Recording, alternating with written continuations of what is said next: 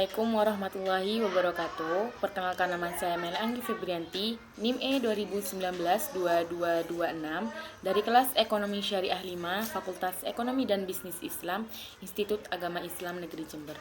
Di sini saya masih diberi tugas yang sama oleh Bapak dosen, yaitu Bapak Dr. Abdul Wadud Nafis, LCMEI, selaku dosen mata kuliah Ekonomi Makro Islam, yaitu untuk menanggapi video beliau, di mana dalam video tersebut beliau telah menjelaskan sangat jelas tentang, yang pertama tentang definisi inflasi, yang kedua tentang macam-macam inflasi, yang ketiga tentang penyebab inflasi, yang keempat tentang pembagian inflasi menurut dalam perspektif ekonomi Islam, yang kelima tentang dampak inflasi dalam ekonomi Islam, dan yang terakhir yaitu solusi inflasi dalam ekonomi Islam.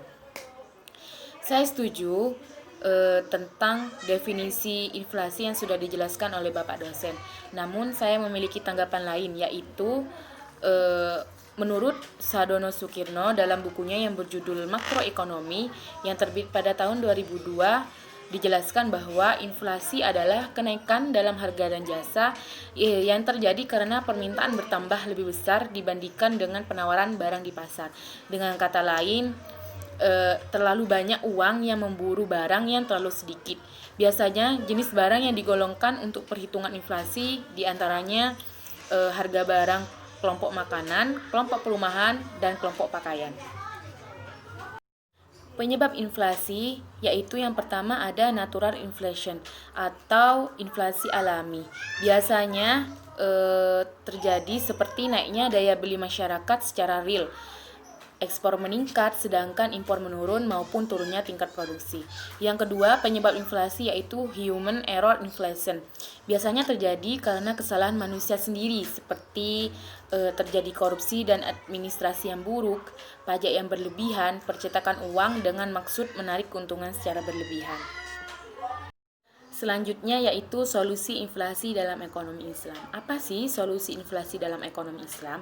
Solusi inflasi dalam ekonomi Islam itu ada dua. Yang pertama ada kebijakan fiskal dan yang kedua ada kebijakan moneter.